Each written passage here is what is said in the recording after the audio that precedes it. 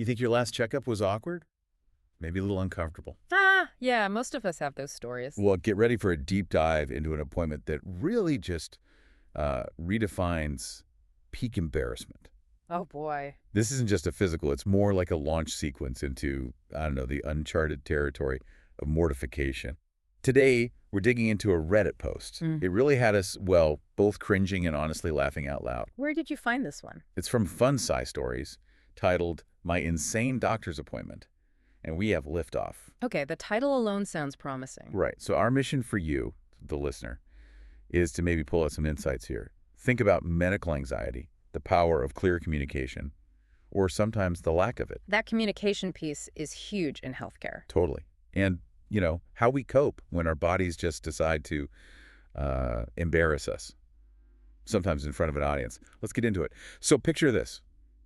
Our story is about a young guy, fresh out of high school, just going in for a routine physical. We've all been there, that kind of annual check-in. Exactly. But for him, what started as just, standard stuff was about to take a really unexpected turn. And what often gets missed with these seemingly routine checkups, especially for young adults sort of taking charge of their own health, What's that? it's their importance, really. They set a baseline, catch things early, but yeah, sometimes they uncover things that, well, surprise everyone involved, especially the patient. Absolutely. And unexpected is putting it mildly here. So our young man goes through the usual motions, open wide, say, The deep breaths. and the classic drop your pants, turn and cough, all standard stuff, right? Textbook physical. Then comes what he figured would be the easy peasy part, the urine sample. The cup. But as he found out pretty fast, getting a sample isn't always straightforward. He said once you start, you can't exactly stop on demand. Yeah, it's not quite like a faucet. Exactly. The result. A bit of a mess. He cleans up, hands over the cup, heads home, probably thinking, nailed it.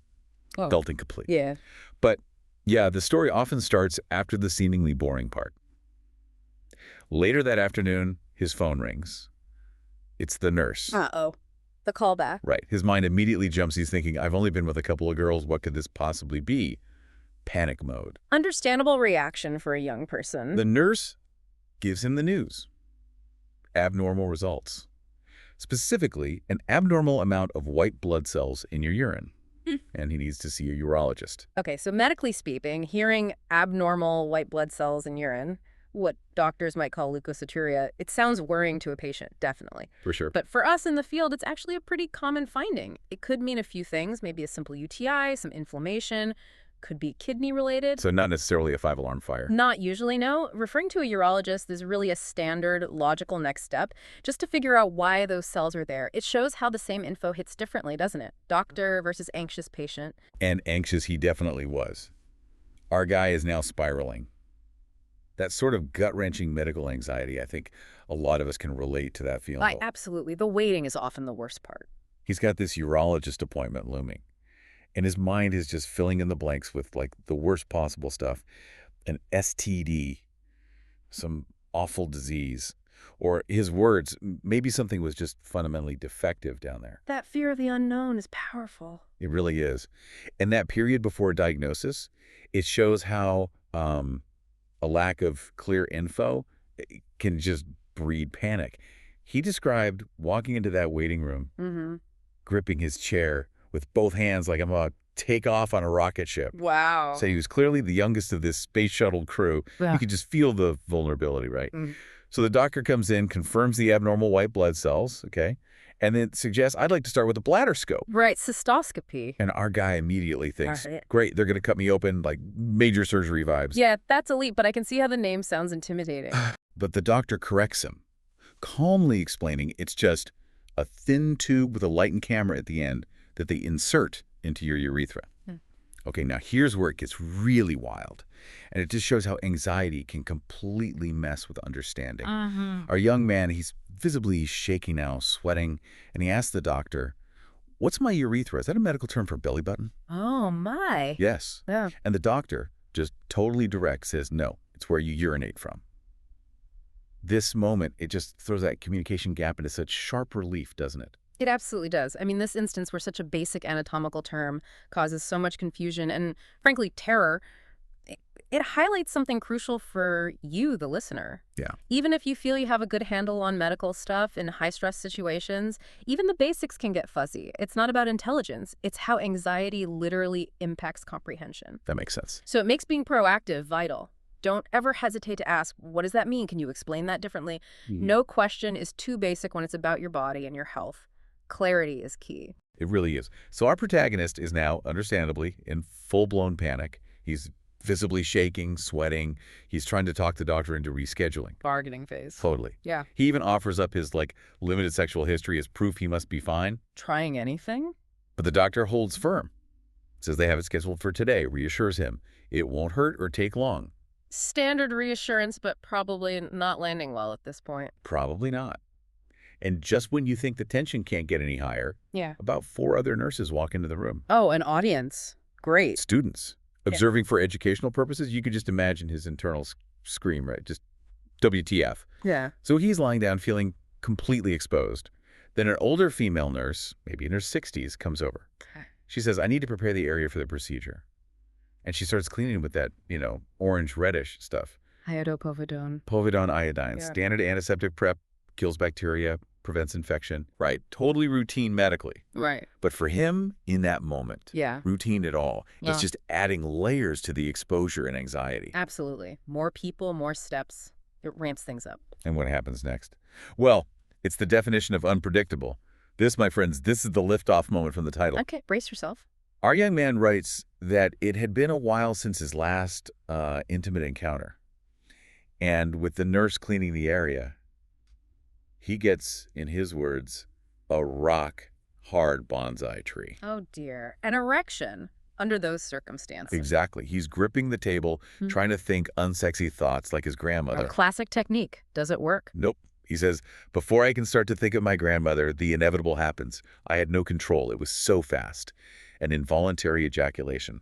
Right there. Wow. In front of everyone. The doctor, the older nurse, the students. Everyone. You can just feel the sheer mortification radiating from his writing. Okay, wow. That is incredibly embarrassing for him. But it actually offers a really interesting insight, doesn't it, into the professionalism of medical staff. How so? The nurse's response. According to the story, she just takes a step back, calmly places a towel over him, and says, "It's not the first time." Wow.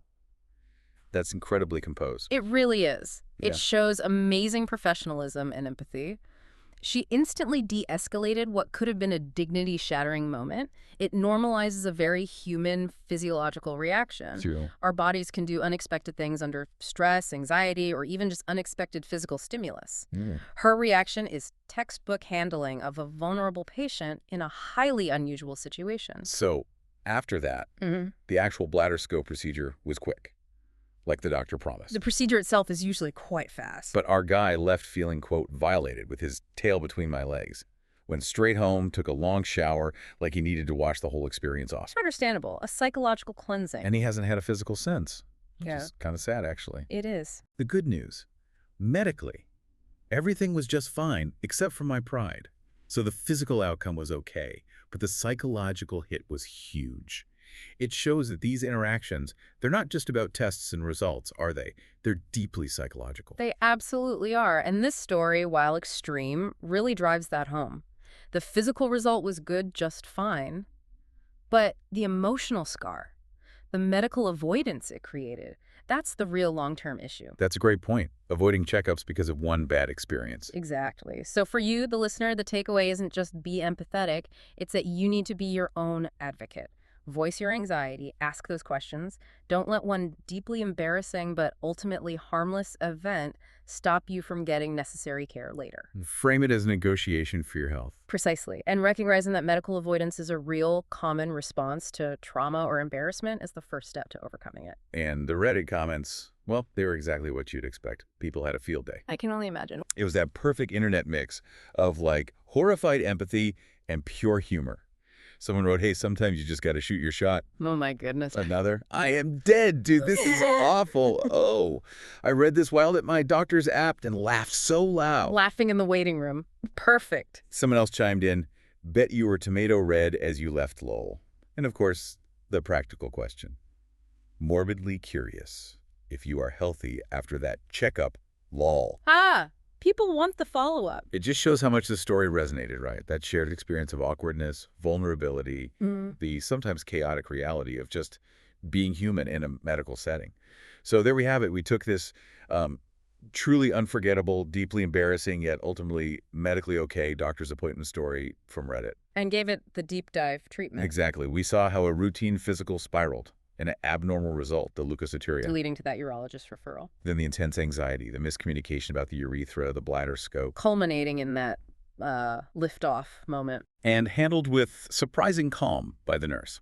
It's quite the journey from routine to, well, almost riotous. And for you, the listener, even if you're medically savvy, this story is a potent reminder, isn't it? Medical settings are emotional minefields sometimes. Definitely. It's not just about generic patient education. It's about your active role. Clarify things. Communicate your fears. Expect empathy. This isn't just a funny, awful story.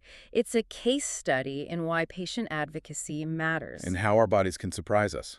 Exactly. Understanding these complex dynamics, the physiological, the psychological, can empower you to navigate your own healthcare journey much more effectively. So here's something to think about.